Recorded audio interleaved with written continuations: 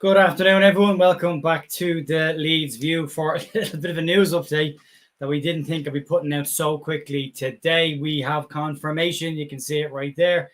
Facundo Buonanotte to Leeds United. The deal is off, and it now puts Leeds United in a very uncomfortable position coming into the final few days of the window. We got some clarification on the initial reports this morning that I was given about Strasbourg and Chelsea both owned by Blueco. That's possibly where the information has come from. Strasbourg needed a replacement after Enciso deal failed. Chelsea look like they're moving for Buonanotte because their move for Xavi Simons has collapsed as well. Plenty of people in the chat. We will try and get to comments as much as we can today. In the meantime, I will just stick them up on the screen so your comments can be seen, but I will try and get to the comments after I've gone through pretty much what's happened so far. So really frustrating one for Leeds. An exciting young player, would have ticked an awful lot of boxes in terms of the age bracket as well, which meant Leeds could bring in other players within that 25-man registration bracket that they have to play within.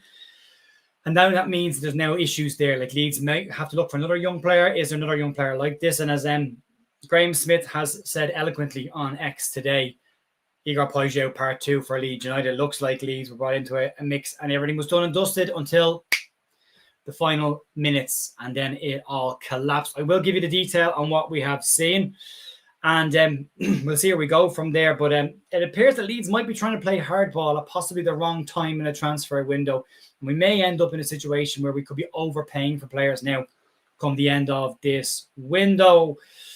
So yeah, people say Nick Hammond would have got the deal done. Nick Hammond wasn't even involved in Leeds' last two windows, so I don't know if he would have. Let's go through what happened. So the deal last night, apparently, so Barron Cross has come out with a piece. Lots of them have to say, and the detail is now clear on this. So basically what starts off with is, last night, a deal was agreed between Leeds United and Brighton for the loan of Facundo Buonanotte to come to Leeds. He was due to fly in last night. A flight was booked, and then it was labelled as being cancelled for logistical reasons. We now know that seems to be a different case. It was replanned to come in this morning, but he didn't board that flight, and then the issues all kicked in. Reports this morning said that the deal was off, or looked like it could be off, and at that point I was told that Strasbourg were in the mix talking about the play. Now Ben Jacobs has also, since I put out that piece, and Romano's piece, has said it's Chelsea/Strasbourg. They are both owned by Blueco, so it'll be interesting to see what happens there. Romano then tweeted this afternoon, and he said, Chelsea in active negotiations for Buonanotte and Leeds not in the picture anymore. Barron in the Athletic then put out a post that says, deal off, Leeds are out of the equation now. And Leeds have to now move on to other targets. And a few other targets have been mentioned, and we'll go through them in a couple of minutes. I think there's also an issue here where Leeds might be starting to find out towards the back end of this transfer window where they really sit in the pecking order when it comes to Milinkovic-Savic, when it comes to Igor Pajot, and now Buonanotte. When clubs with bigger wallets and are more established at the top end of divisions come in for these players, it appears the Leeds are out of the picture for them. And that's just a reality of life, I suppose. If you look at Leeds' last 4 years, 2 years in the Championship and 2 years fighting relegation, and then you have someone like Chelsea come in who have European competition, club world champions in the top end of the league, even if in Buonanotte's situation, he might just find himself sitting on the bench for most of the year. I'm just speculating at this point, but that is a potential issue for him. Strasbourg missed out on Enciso, and then Buonanotte was looked as a possible option there. And if he did go there, maybe Leeds could move for Delan Backway, and we'll get to him in a couple of seconds as well, because there's possibly some updates on that as well. But basically what Barron said in the Athletic piece today, and I'll go through that piece. If you want the piece read in full, let me know, and I'll stick it in the screen share. Basically what he said was, Chelsea are now closing in on a loan move, which is really surprising. That's not a permanent deal. Brighton and Chelsea have this constant funding model where I think Chelsea just buy overly priced players off Brighton, and that keeps Brighton PSR compliant all the time, but we'll have to see. So Chelsea closing in on a loan move after Leeds' approach collapsed, what Barron Cross has said. Leeds had a flight booked last night, but he never boarded that flight. And again, maybe the narrative around logistical issues means, well, it is a logistical issue, isn't it? He didn't board the plane. Brighton and Leeds were said to be in talks, and they wanted to keep him in the Premier League because his homegrown status expires in January. He needs to be in the UK come January for that to continue on. So that was important for them, which maybe now sees why Chelsea and not Strasbourg. And as someone has said to me, he could just be at Chelsea until January and then go to Strasbourg after that. We'll have to see there. It doesn't seem to me like that makes an awful lot of sense, but we'll see.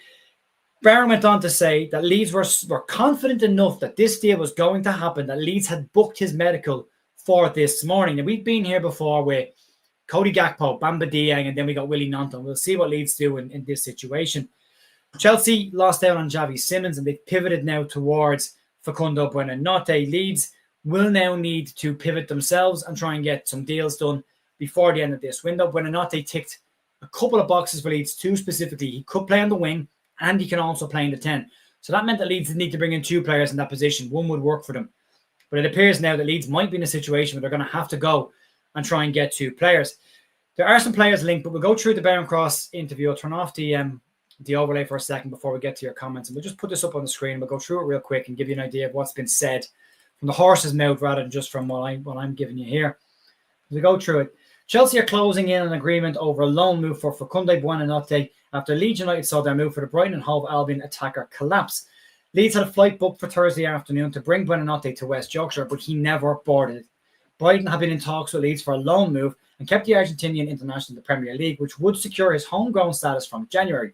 The top flight newcomers were confident of a deal in place with the club and the player, and the medical was booked for Buonanotte's arrival. However, it is the Club World Cup champions who now seem poised to sign Buonanotte, who registered 6 goals and 3 assists in 35 games on loan at Leicester last season. Chelsea have been seeking an attacking midfielder and were interested in a move for RB Leipzig Xavi Simons, who has now agreed a move to Tottenham Hotspur. Barcelona's Fermin Lopez has been another target for Chelsea, who are expecting Christopher Nkunku to join AC Milan. The Buonanotte move would represent the latest in a long line of deals between Chelsea and Brighton. João Pedro moved in the same direction earlier in the summer, while Moise Caicedo, Robert Sanchez, and Marc Cucurella have all made similar moves in the past. Graham Potter and the backroom staff members switched between dugouts in September 2022. Julio Enciso is another Brighton player who is in talks about a move to Chelsea's sister club Strasbourg, the League One side also owned by Blueco, which could see him end up at Stamford Bridge in the future. Apparently that deal's off. Apparently he's failed his medical. We'll see what happens there. The 11th-hour collapse of Leeds' deal leaves them short of options as the transfer deadline approaches. Daniel Farke has made no secret of his desire to see attacking reinforcements before Monday's 7 p.m. BST deadline. Bilal El Khanous, Delaney Bakwe, Edward Spurtjan, Manor Solomon are all players Leeds are known to have interest in. Temporary move would provide short-term cover. Buonanotte was a bright spark on loan at Leicester last season, a lively player who stood out with his quick feet and adventurous approach in the game in difficult circumstances towards the bottom of the Premier League. He scored 5 goals in the league, only trailing Jamie Vardy, and picked up a bunch coming against Bournemouth after a slalom run on him from the right and a powerful finish at the near post. Though a diminutive attacking midfielder, Buonanotte did not shy away from defensive work and attempted more tackles per 90 than any other player, which is likely why Daniel Farke likes the player as well. We've seen that with the larger Ramazani situation. It seems that Ramazani's gone purely because he's not very much a great defender. So it is a strange situation. We'll have a look at a couple of comments. We'll try and work backwards. We can have so many comments in here, so apologies if I can't get your comments. I'll just start picking out a couple as we go through. Kershaw says that he won't even make the bench. Luke, oh yeah, of course. Oh, there in the chat. Sorry about that. Recruitment seems stinking out this window. I think that's unfair on the recruitment team because if Chelsea come in, you're not going to win. It's Club World Champions versus a team that's been in the Championship for 2 years and fighting a relegation battle for 2 years. And I think there's a level of reality check needed here from all of us because we're not that high up in the pecking order when it comes to this. We've lost out on Peugeot to a team that's got Champions League football next season. That's going to happen. We've lost out on Chelsea, who, well, most teams do lose out on, to bar the odd one or two here and there. So it's not great. It isn't great, but it does mean we've got issues now. Michael's saying go get Uche and Hamer. Now, I've also been told, and it could be wrong, and it might not be real information, but apparently Leeds are still very much interested in Gustavo Hamer, and he could come in. Nick is saying Spurtjan is one that we would want. Edward Spurtjan was linked with Leeds last January, and I believe in the summer as well, and will be a very exciting player for Leeds to go and get. But the issue now is Leeds may end up paying over the price to try and bring players in. No matter what, we need a striker. If we don't get one, I fear that we'll be back in the Champo. I don't know if we're going to get a striker. I really don't think that's going to happen somehow. How about Mainu? I would take Mainu for lots of reasons. One, to wind up the Manchester United fan base, because it would. And two, he's a very positive, forward-thinking midfielder. And I like that about him as well. Russ, how you doing, Russ? Russ is saying can't see him playing much at Chelsea. Transfers, Hope Day, Underwood and Co. are working this weekend. They're normally quiet. They'll be working. looking more and more like Hamer's coming in. That looked like it was going to happen anyway, Barry, from being very honest. There's a lot of noise around Hamer coming in potentially over the weekend, but I wouldn't get your hopes up on that one either, because there is also talk that PSV Eindhoven are in for him as well. And there's European football there as well. So again, pecking order kicks in here. And I think it's just we have to start realizing where we are in this pecking order. Until Leeds can establish themselves as a consistent Premier League club, we're going to lose out in these situations.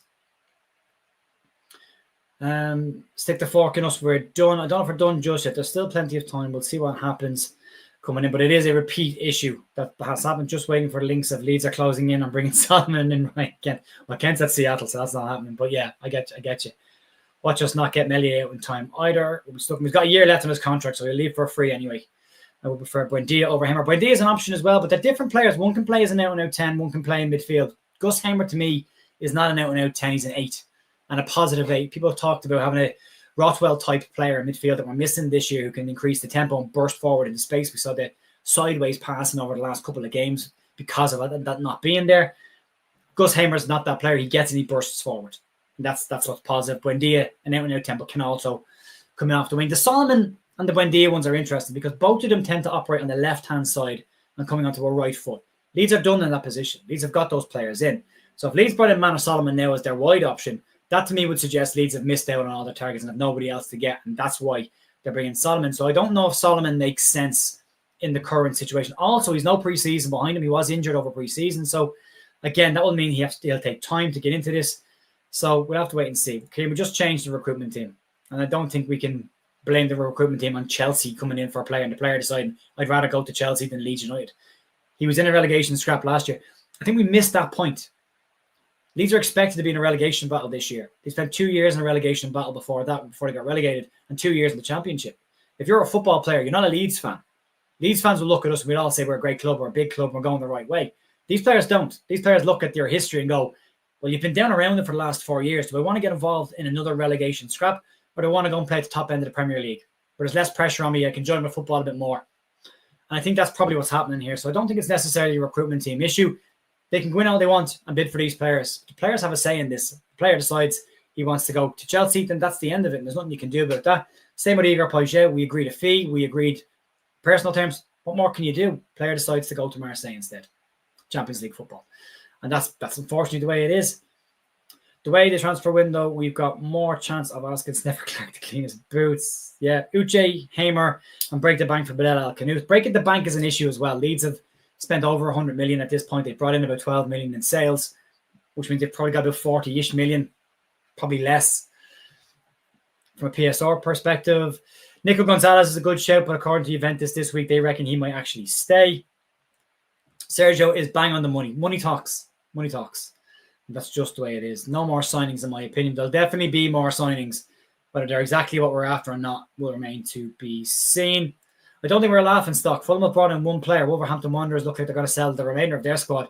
So I definitely don't think we're a laughing stock. But this is the norm in the Premier League. We've been lucky in the Championship that every player pretty much we went for in the Champo we got. But they were Champo level players. Now in the Premier League with the big boys, and you've got to try and deal with that. So I really want Vlahovic. I don't think that's ever going to happen, but you never know. Don't know how I feel about getting ticked off with these deals. Again, I really don't think it's individuals in the recruitment team. I mean, they're agreeing. This was agreed. Player agreed to come. Brighton agreed to come. What more does the recruitment team need to do? You can't do any more than having an agreement in place, a flight booked and a medical booked, and then the player decides, do you know what? I'm not getting on the plane. I don't want to go. And you can't make them. You can't force them to get on a plane. So I do think there's a narrative around recruitment. And look, there was a narrative around the last recruitment team. There was a narrative around the previous recruitment team. Same as there is with the manager, the owners. This goes on for years. We've got these obsessions with the owners are the problem. We've got an obsession with the recruitment team are the problem. We've got an obsession with the goalkeeping coach, the physio are a problem. So they're all the same things. And I don't necessarily think they're the case. I think it's just simply comes down to Leeds are a newly promoted side, expected to be in a relegation battle. Chelsea come in. Player doesn't want to be in a relegation battle. He was last year. And now he's decided to go elsewhere. So, yeah, I really don't think so. But I do think that we need to actually have a proper look at what's going to happen. Kershaw, the super chat, thanks mate. Jimmy from Blades Ramble is saying Hamer to Leeds is just about done. And he broke the news now on Twitter. Yeah, I heard it was happening over the weekend, Friday. So maybe Gus Hamer comes in. And maybe that just eases it a little bit. But he's not the wide player Leeds need on the right. And that is really, really important. Effortless French saying, okay, we move on, but we need to target more players at the same time. Don't want Solomon, him, and Buendia. I wouldn't have an issue with Buendia. I genuinely wouldn't. He's got a good amount of time under his belt now since the ACL injury. He's been involved with Aston Villa, which is a decent sign. Solomon, no disrespect to him. He was brilliant for us last season, but he's a left-sided player, and we're kind of stacked there. We need a left-footed, right-sided player. We've got Willie Gnonto, left-sided, right-footed player. Noah Okafor, left-sided, right-footed player. Dan James, right-sided, right-footed player. We need a lefty on the right-hand side now to balance that out, and that was why I was excited to see Buonanotte come in. But there is more needed. I still think we need at least two. At least two. So we will have to wait and see. An experienced player like Hamer or Buendia, or Hamer and a younger player like Strykins or Uche. I'd like Uche as a midfielder, strong, and can play up top as well. So gives you options there as well. But yeah, an interesting situation. What else have we got to cover? Go get Hamer done. Darren, how are you doing, mate? Hope you're well. Yeah, I think Hamer will get done. I could be wrong. I thought this was going to get done last night. I did say in the live stream last night, don't believe what you heard about Buonanotte. And then I went, actually, do you know what? Maybe it is. And then you find out this morning. Stick with your gut on it. So yeah, Barry likes Hamer, and it's interesting. It's split down the middle on Hamer. It really is. But then that's us, isn't it? We're always like that anyway. So we'll have to go and see. Is Uche an attacking midfielder or a centre forward? He's actually an 8, 10, 9. Plays right those roles all down the middle and has played in all three of them. So, but for me, he would be a more physical, attack-minded 8. So again, him and Hamer. I think if you get Hamer, you might not get him. And Uche is about 20 million quid because I thought they've got financial issues. So it might be an issue. It might be an easier one to get done. We'll see. We just don't know what's going on behind the scenes. We don't know what irons in the fire Leeds have right now. And we'll have to see. Mark is saying, could we get both Hamer and Buendia? Possibly. One's a lefty, I think Hamer's a righty. Maybe. We'll see. Please can go get Uche. Just Uche alone. This window doesn't end that badly. I still think you need one more. A wide player on the right. That's what I think we're lacking. If we get a wide player on the right and we get an 8 that can play as a 10, I think that's a solid enough window. And then you'd give him time to settle in. Forget about Buendia. No point chasing the same player season after season. Unless he's the right player. We did chase Tanaka for 2 years. So there's context to that. We've recruited to stay up, not to compete with the big boys. If it works, I'm happy. That's all you can do, because it looks like we can't attract the players to compete with the big boys. Why choose Chelsea? He won't play. That's a really good point. It's a very, very good point. For me, he'll likely sit on the bench. I could be wrong. Maybe he is a player that they've looked at and went, yeah, maybe he can play. Bearing in mind, Chelsea missed out on their primary target, and he's their second option. And we're in that bracket now where we have to go and do that as well. Still think we have DJ and Willie on the right. I'd like to see Willie on the right more often, but that's down to the flank and cross. But I suppose if you've got a Mecha and a Dominic Calvert-Lewin in the box, you want crosses going in. So maybe there is something in that. I did like what I saw when Bogle and Gnonto were on the right-hand side together. I did like that. And then you could put Dan James onto the left and let him come in onto his right foot. Maybe that works. Tintin saying rabbit out of a hat coming. That's what's going to have to happen. They've done it every year. At the end of the window, they pulled out one sign and we were like, oh, okay. Didn't see that one coming. So maybe there's something there. The Premier League is just a tougher beast to try and operate in for transfers. Hamer leads to news. So I don't think he does. He's just a very solid man. And there's a great picture of him playing at the weekend, and he's pretty straight down. So there's a stamina maybe, but he does cover a lot of ground. So there's something in that. We're asking for trouble signing any more injury-prone players. And that's about Buendia, Barry. That's not accurate. Buendia is not an injury-prone player. He had an ACL injury. That's about it. He came back last year. He went on loan to Leverkusen, had half a season there under his belt.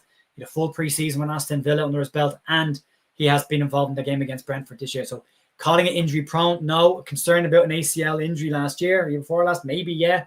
But it's not exactly injury-prone. I've been spending too much time on Wacko and Twitter this morning, so the level of level-headed nuance is appreciated. I'm not that level-headed. I am concerned about it at this point. And I've been settled all summer, and I've said I won't get reactive until there's something proper to react to. But this is getting to the business end now and squeaky bum time, and you kind of want to see it moving. Maybe a better manager would have helped. I don't necessarily think so, but you never know. Top-end managers have more pull, but everybody else, it's pretty much the same. It's money talks, as has been said. Hamer coming in, looks like that's going to happen. I said it weeks ago. We'll end up with Hamer and Sargent. I don't actually think Sargent is a credible link. Again, I could be wrong, but I don't think Sargent happens. Hamer has been playing out on the flank for Sheffield United more so than down the middle. Yeah, I prefer him in the middle though. But yeah, fair. Buendia hasn't played well in 5 years. That's not true. He was very good in the Premier League the year before he got injured. And my brother's an Aston Villa fan. I can tell you for a fact he likes Buendia. And he did play well. Kershaw, at least Hamer can take set pieces. That's huge. It's absolutely huge. Can take Kerr play on the right or the left. I think he can play on both flanks and through the middle as well. Hamer for Piru. I've had something in my head for the last couple of days that we could see Joe Piru go out at the last minute and somebody else come in. But nothing against Joe Piru, just it's been in my head. Bear Cross how dare he break true stories to us. Looking grim. It's not grim, but it's we're on that fork in the road where the next decision is going to be really important.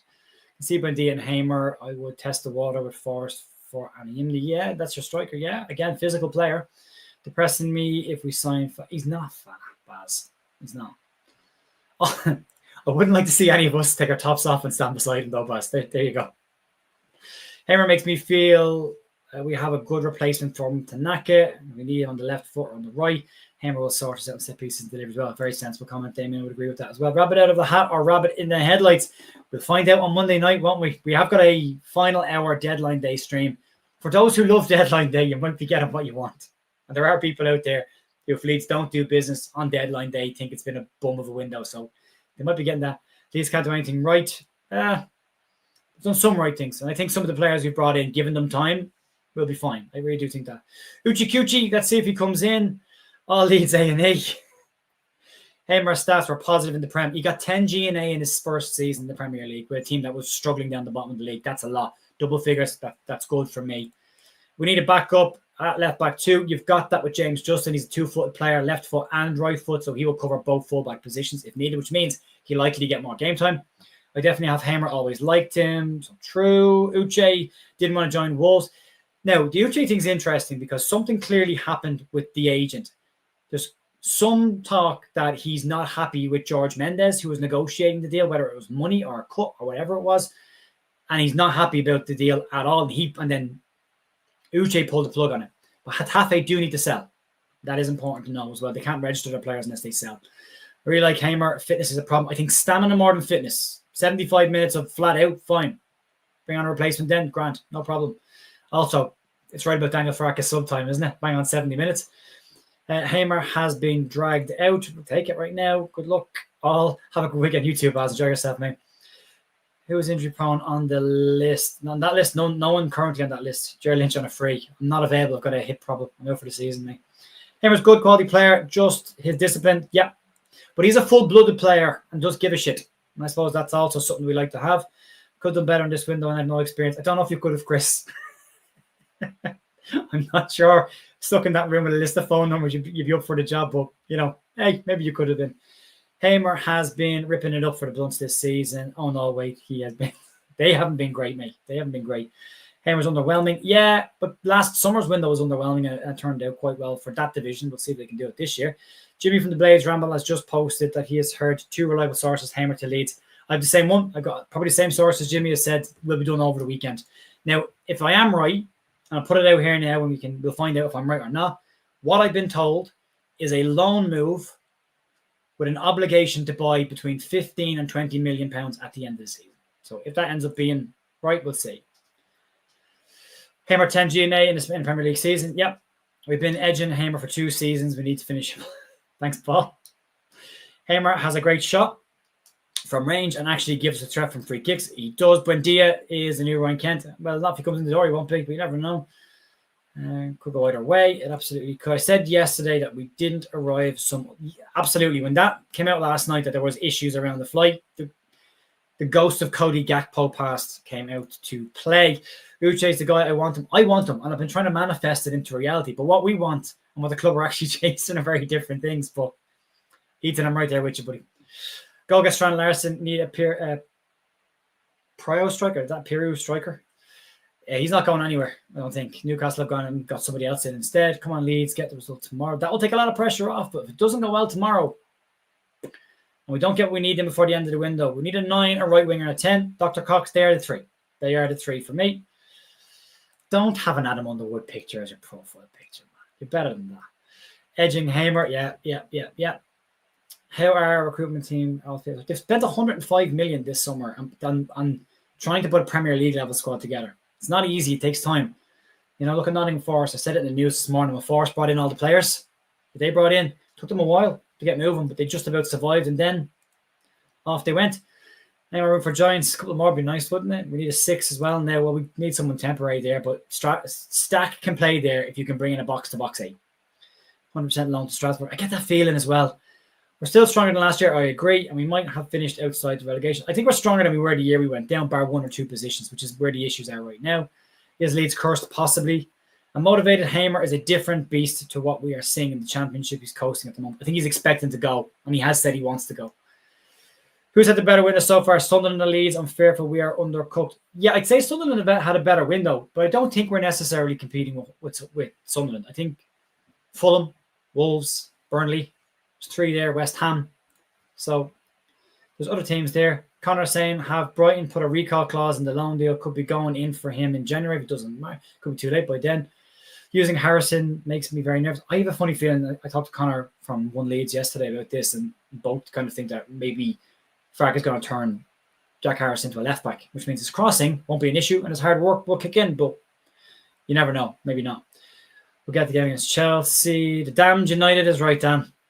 Free fall. Yeah, Leeds are cursed. Newcastle game will show us where we sit in the Premier League standards. I don't think you can judge that for probably 6 or 7 games, but it's getting tighter and tighter by the week at this point.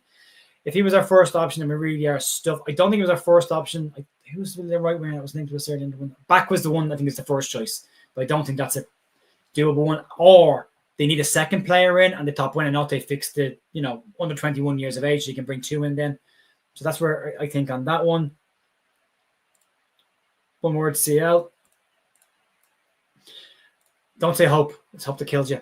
Can we think of any left-footed wingers we could go for, Jared? Not necessarily out left-footed. That's top of mind right now. But as the names that have been linked, Bilal El Khanous is still there with cost of about 35-ish million. Be a lot of money. Delaney Bakwe floating around, maybe about 25-30 million pounds for him as well. Edward Spurtjan, I like.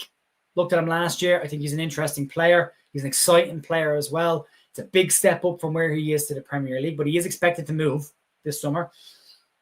So, yeah, those ones will be interesting ones. Which Premier League brass could have a word thought about it? Yeah, I know. It's a big one, isn't it? Don't get why some fans don't want Hamer. He's better than what we've got. He is better than what we've got. He's not injury prone.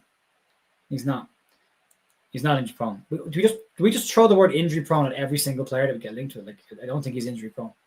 Seems looking at different targets. Yeah.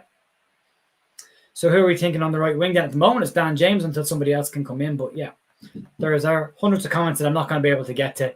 Hamer, striker, winger. Yeah, Paul, I agree with you completely on that one. Spurtjan was linked with a championship club this summer. Can't remember who. He was linked with us last summer. Nick is saying Krasnodar said Leeds were inquiring about Spurtjan. We wanted him and Krasnodar seemed happy to sell. Go and get before someone else does. It feels very like, again, the Cody Gakpo, Bamba Dieng ending up with Willie Gnonto situation. You end up with Spurtjan, who's a young player who's got a lot of potential. Sign Jose. I wouldn't say no. Leeds saying Hamer was a major glory. Said the end of that episode. Oh yeah, come from I don't know, man. Clyde Bamford free. That's for Saturdays. Hamer good focus point for progressing the ball. Right, that's probably it, folks. We're half an hour in. I'll probably leave it there. We'll see what happens over the rest of the day. We're doing a watch along over on bigup.com for the under-21 game at 6:30. If you want to join me over there, you can. We're also in a fantasy league competition over there. We can win some money. My money. You can win my money in a sweepstake every single week. It's short, £3 to sign up, and then you can win my money. There you go. So you can check that out over on bigup.com if you want to. And then we will have a warm-up video with the statistics and data for the game against Newcastle going out before tomorrow morning before the game. And then Newcastle tomorrow night, we'll have a watch along over on bigup.com as well. Thanks for joining me. Really appreciate it. If you could hit the like on the way out, there's over 1,000 people in. That would be fantastic. We'd love that, Ian. Unfortunately, we tried our best. Is possibly looking like the way it might go. But there's still 3 days left in this window. Never say never.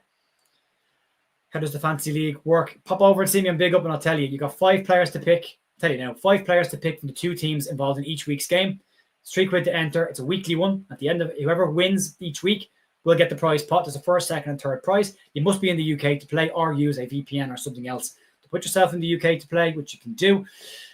And that's it. It's that simple. Every week it changes. Every single week goes to the next game, but you can't pick all the players from one team. You've got to pick a mix between the two teams, and you've got a budget as well. So the most you can spend is $350, I think. That's it. It's capped.